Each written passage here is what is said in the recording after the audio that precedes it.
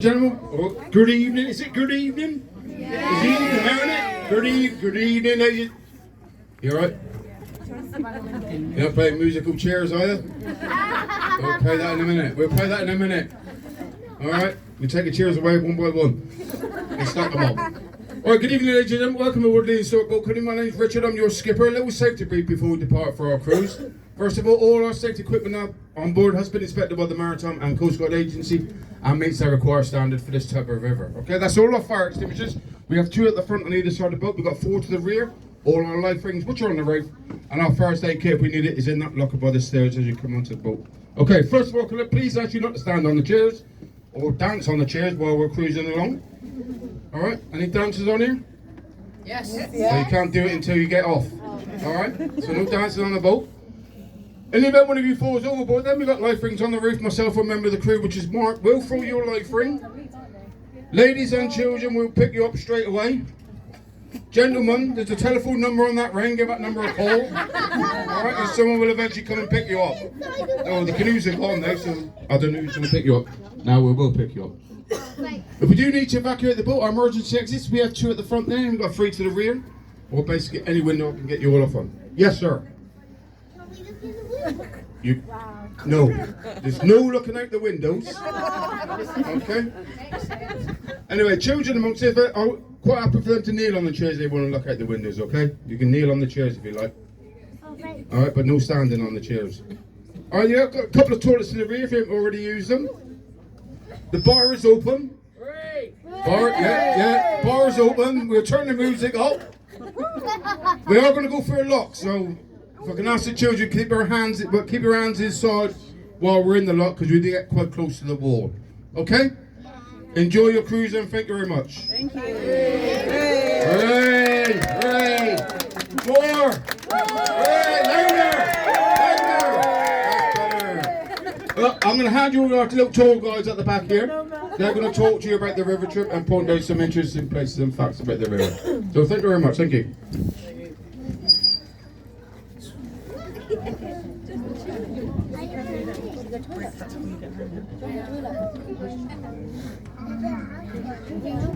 Hello everybody, my name is Michael. I'm one of the Hounslow Heritage Guides, and sitting next to me is Vivian, who's another one of the Hounslow Heritage Guides.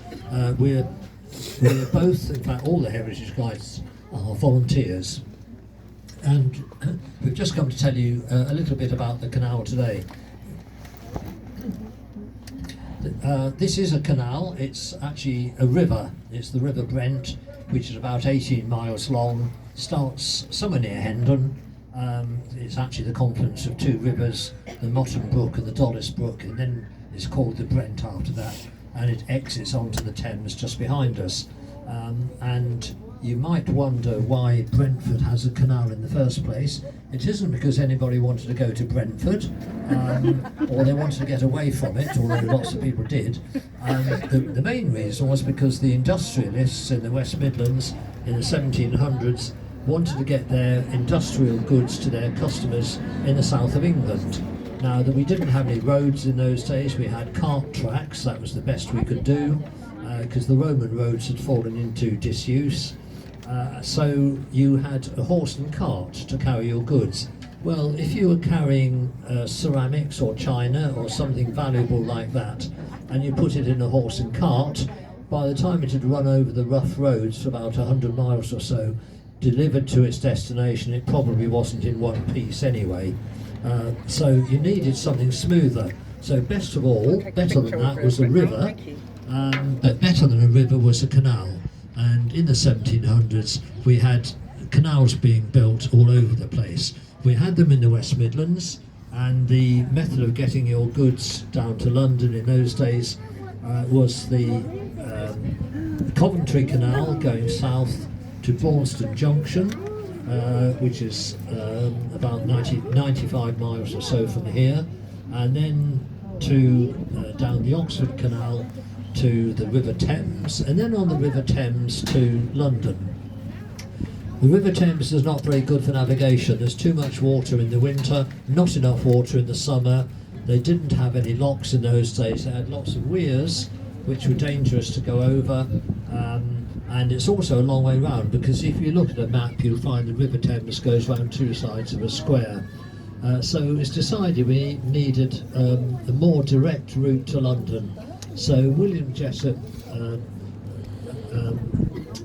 designed a canal to go from Braunston Junction, not actually to London but to Hanwell, where he could tap into the last 3 miles of the River Brent and then get to the Thames. And the Thames from Brent southwards or downstream was more navigable. So that's what he did. But in the way are the Chiltern Hills, so he had to bring the canal over the top of the Chiltern Hills and down the other side. So that's what he did. From Braunston to Brentford, there are 100 locks. The where you got on was lock number 100, and where we're going to is lock number 99. We're not going to go through it. They all go uphill to start with. 36 locks from now onwards all go uphill. They go to Tring Summit, and Brentford at the moment is about 36 feet above sea level, and by the time we get to Tring Summit, we're not going there today, but if we were to go there, we'd be in 590 feet above sea level. So the river goes uphill, or the canal goes uphill. So that's what we're going to do. Now there's a lot of history attached to this, but you can't see it because it's all been demolished. Each side of the canal, where we are now, was warehouses until a few years ago, when the flats were built. The warehouses were demolished and the flats were built. On the leaflet you've just been given, the top photograph on the front cover was taken more or less where you got on the boat, and you can see the blue warehouses each side of the canal, and they extend over the canal, so you could put your boat underneath it and load and unload your boat in the dry if it was wet. Unfortunately, the last warehouse on the left, which we thought was going to be kept for heritage reasons, was demolished only recently. Now, the little bridge we're going to go over is going to be a new footbridge. It's not finished yet, so it can't be used. But the bridge after that is the first railway bridge into Brentford, built by the London and South Western Railway in 1845. And that is the main line from Isleworth and Brentford into Waterloo. It's quite old and it's still in use today. Hasn't been changed very much. Where you got on the boat, there was a milepost saying how many miles it was to Braunston. You see those mileposts, as you'd expect, every mile. Some of them are missing because they've been stolen. In fact, the one you saw where you got on the boat isn't the original one at all. It's a replica made by the Inland Waterways Association, which is a voluntary organisation. There's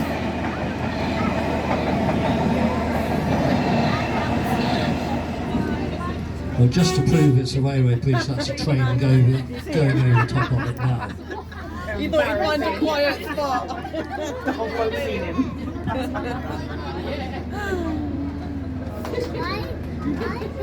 Now, the bottom picture on the front of your leaflet shows boats in one of the warehouses. In fact, it's the one theoretically we've just gone underneath, except it's been demolished.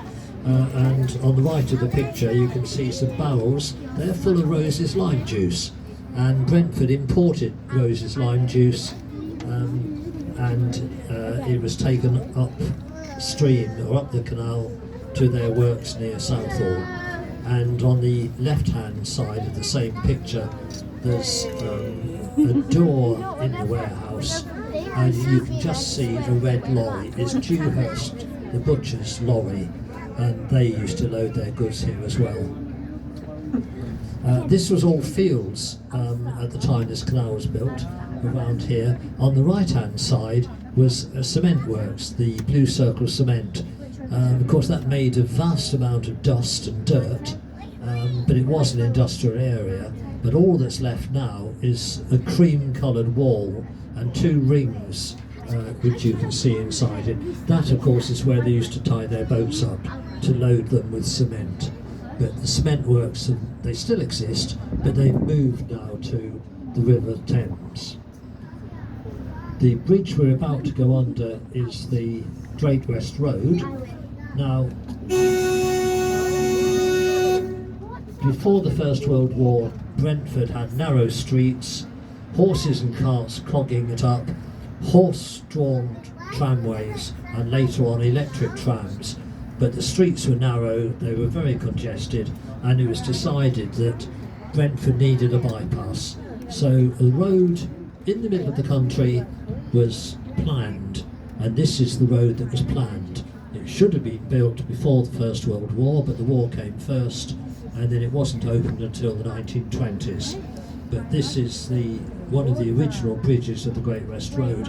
It doesn't look original because the road was widened a few years ago, and instead of the nice concrete fluted pillars that we used to have, it's now a rather ugly girder bridge. But basically it's the same bridge, and it's the A4 Great West Road.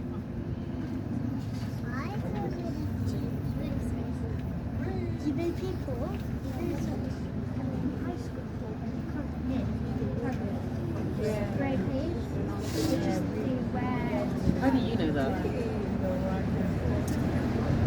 You know too much.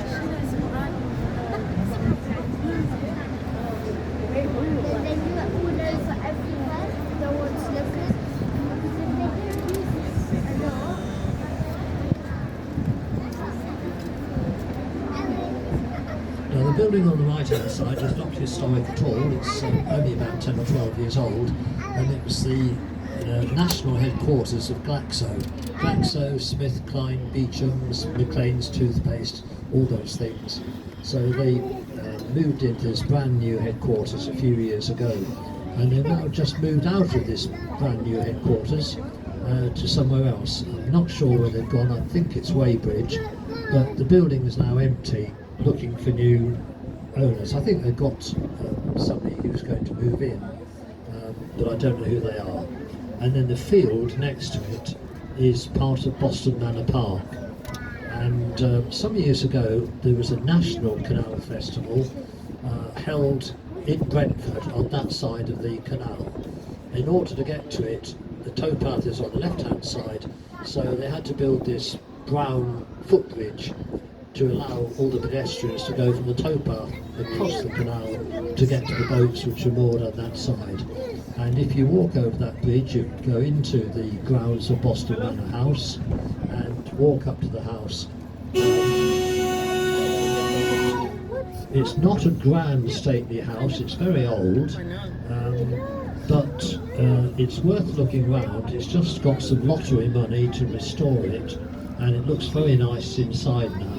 And if you go around it, you get a conducted tour, and it's free. They do say that in 1642, when the Battle of Brentford was taking place over Brentford Bridge, the people in Boston Manor House were able to see from their windows the progress of the battle, to see which side was winning.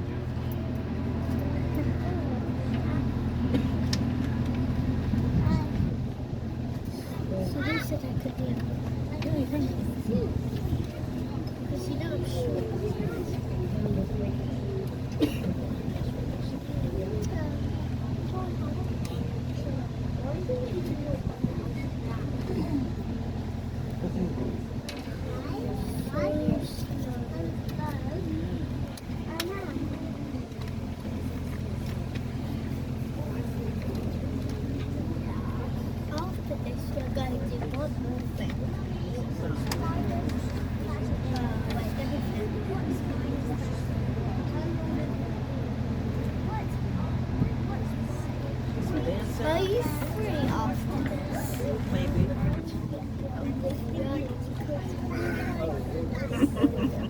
You live close. First of all, you live close. I live close to your house.